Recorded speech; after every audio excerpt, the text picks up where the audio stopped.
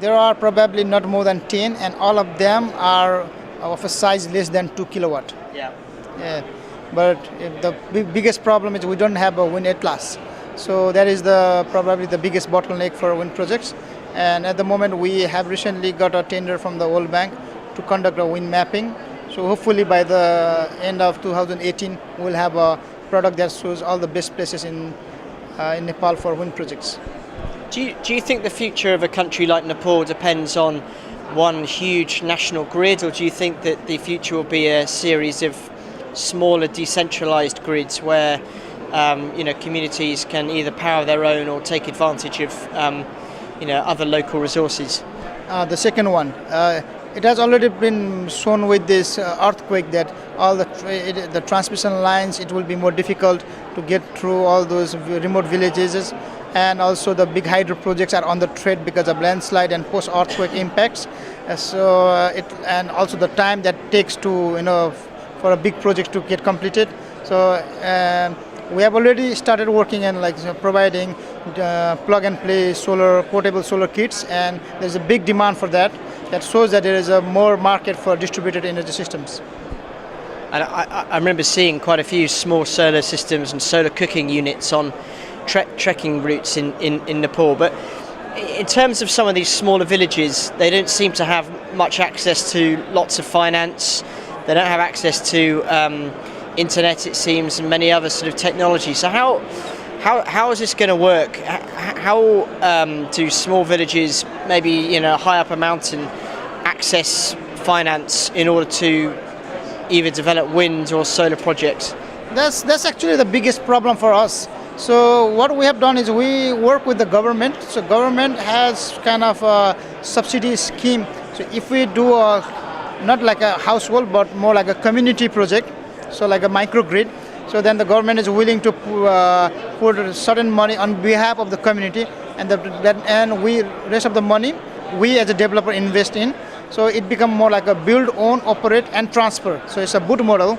So we hold on to our asset for 5 years, and what we do is the business model is we convince our community first to participate in the project, and if they agree to it, then they have to pay around $200 of each household will have to pay $200 upfront, and then they will pay $5 per month, and the rest of the funding gap will be provided by the government. So after 5 years, we hand over project to the community, and also we take our return back.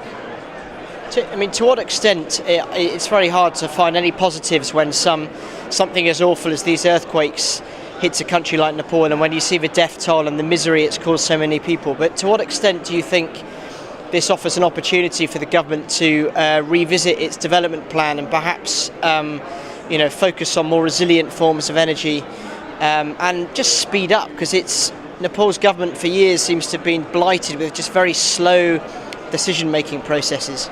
Yeah, well, I wouldn't say that I'm very pessimist or very hopeful, but looking at it, I think government has already realized there is the urgency to switch to this kind of resilient distributed energy systems. So they have started